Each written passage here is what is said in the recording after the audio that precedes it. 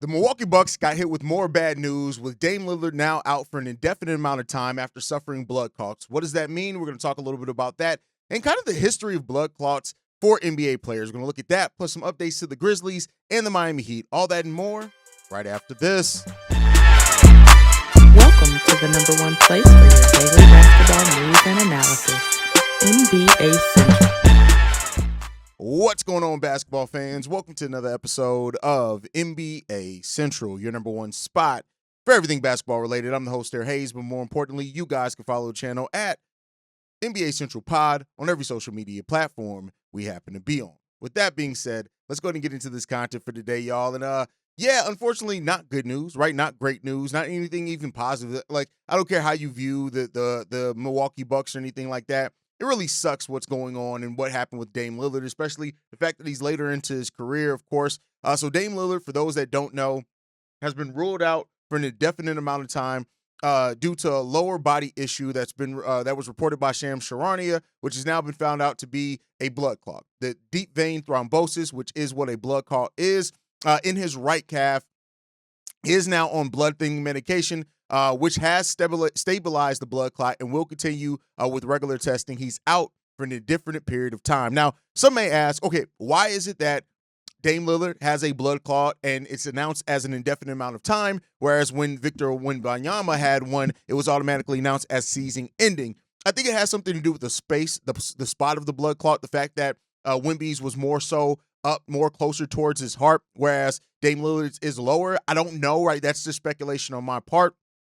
And the reason why players that have a blood clot are basically miss the rest of the season is because basketball is looked at as much of a contact sport that it's dangerous to play while you're on blood thinning medication. So even though the blood clot could be cleared and could be out of there, as long as he has to be on that thinning medication, it's difficult to make a return in that case. And, of course, they want to avoid any other blood clots popping up, go through testing, things like that. So this is a huge blow to the Milwaukee Bucks as well. When you look at the fact that Milwaukee Bucks right now are the 5th seed in the Eastern Conference, they're 4-6 in their last 10, right? They're tied with the Detroit Pistons that sit at the 6th seed, and they do have a 6-game advantage over the Atlanta Hawks, which are the first team in that play-in scenario. They're at number 7. So there's a nice little bit of cushion there for the remaining 10 or so games that most teams have left at this point in the season. So the Milwaukee Bucks really aren't at too much of a threat to be in the play-in.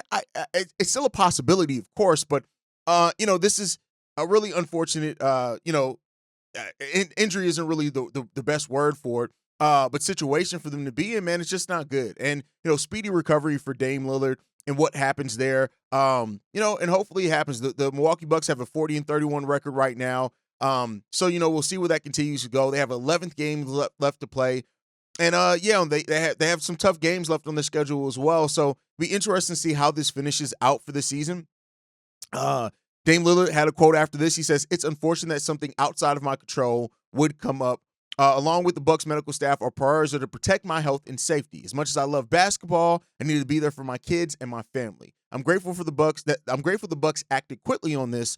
They've been supportive and proactive throughout this process. I look forward to moving past this and continuing my career." So this is a huge gap for the Milwaukee Bucks, and it really does open up the Eastern Conference playoffs for maybe something crazy to happen. I just said that they do have a 6-game advantage over the Atlanta Hawks, a 6.5-game advantage over the Orlando Magic as well, who are playing much better. They're 6-4 in their last 10. So there is a possibility that this could get very interesting to finish this season, but it would take like the Hawks or the Orlando Magic almost winning out, where the Bucks would have to almost lose out for any kind of real momentum movement can happen. The biggest thing there is watching out for the Detroit Pistons, passing them up to get that number 5 seed, which, depending on how you look at that 4-5 matchup, the Pistons, the Indiana Pacers, the Detroit Pistons will then move to that matchup against the New York Knicks as of right now. The Milwaukee Bucks will move to that. So we'll see. This could have very big implications on the Eastern Conference playoff picture,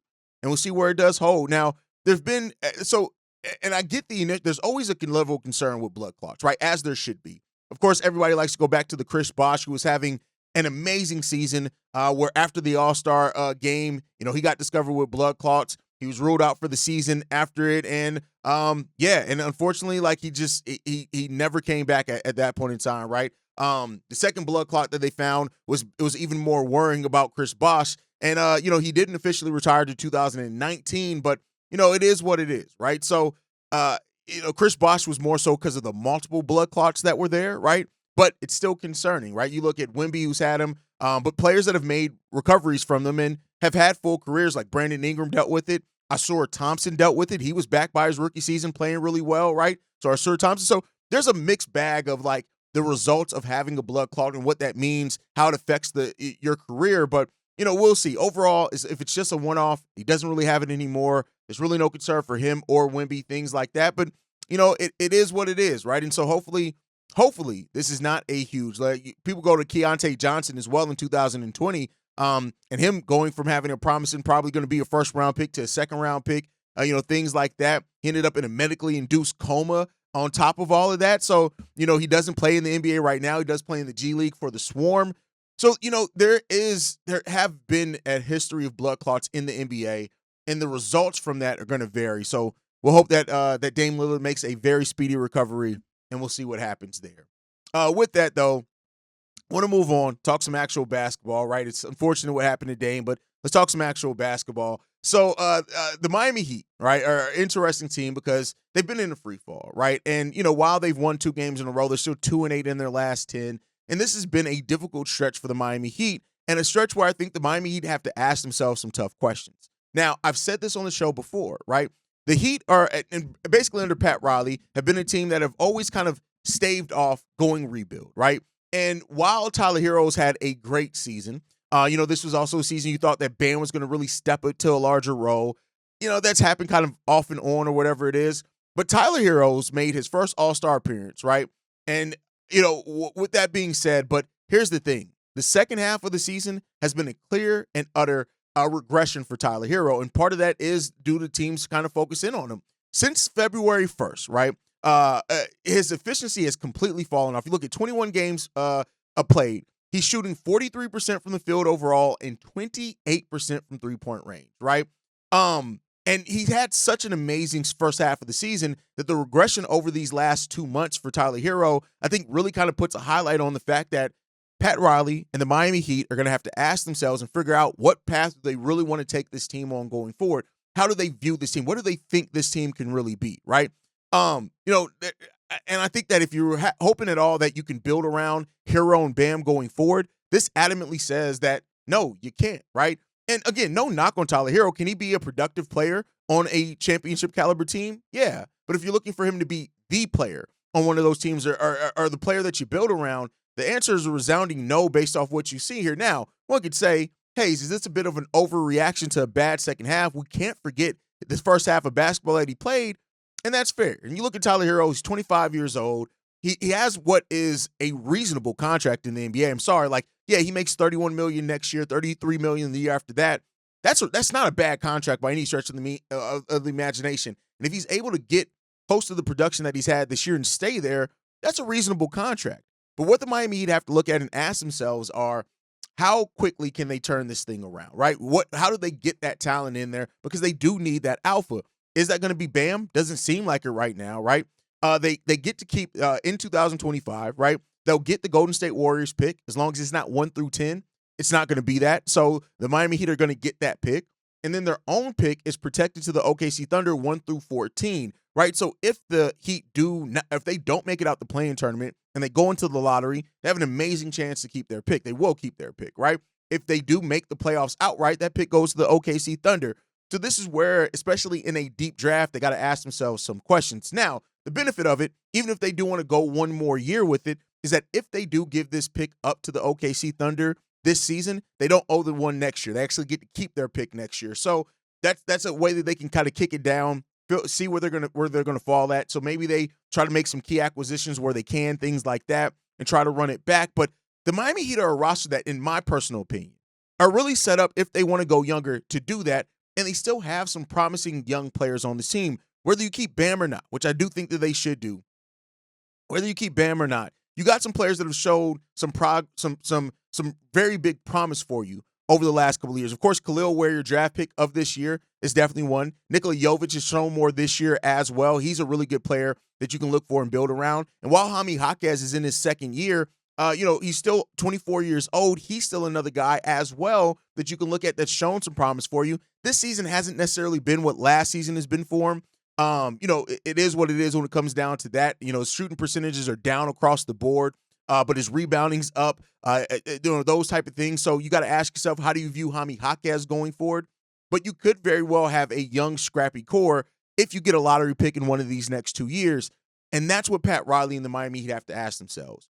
What is the real future? What is the real upside that you have on this team? And how realistic is it to getting that to being a place where you feel comfortable that you're building towards something, right? And I mean, listen, Tyler Herro still fits in that if they do decide to hold on to Tyler Herro. I'm not saying that they absolutely have to trade Tyler Herro, but it is something that could be on the board, especially taking advantage of him in the hot season that he's had. Otherwise, like, you keep him. If you do not make it out the plan this year, you still have Tyler Herro on your roster. You'll have a lottery pick, and then you go back to the drawing board there. You got some big promise here.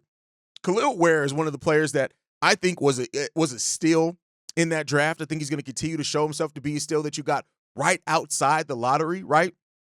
And he's somebody that's come on for you a lot in the second half of the season, and he's continued to develop. And the chemistry between him and Bam looks really good. Post All-Star break, he's averaging almost 10 points per game on 60% shooting, right, which is really good. 9 rebounds. He's also averaging a block and a half per game as well, and almost a steal per game. That's something that you can work with. And I think that you could work really good with that. His numbers as a starter are even more promising. So Khalil Ware is a really good piece for you to build with down there. You got to ask, how many other pieces do you feel like you have here? And does it make sense for you to shift towards a younger roster? The thing that I'm worried about that the Miami Heat will try to do is go star hunting, or try to use their first-round pick if they keep it to make a move to bring in a veteran piece or a disgruntled star or something like that. And I just don't know if that's going to have the high-level forward progress that you think it's going to have. But we'll end up seeing what happens here, man. Overall, there's a lot to be – there's going to be a lot of teams that could shift their direction. Look at the Phoenix Suns. They're another one. The Miami Heat, of course, are one that's there. There are going to be a lot of teams that are looking to possibly shift their direction. Zion could be out there, with the Pelicans looking to move off from him. So we'll see what the future does hold, but I'm at least looking out for it, right? But with that said as well, let's go ahead and get into drama, which drama gets the people going.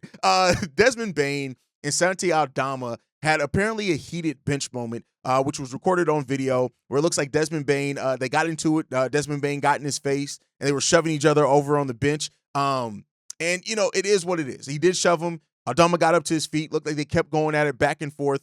And, of course, this is asking, as naturally when teammates beef or have this problem, is there trouble in paradise? And here's what I'll say.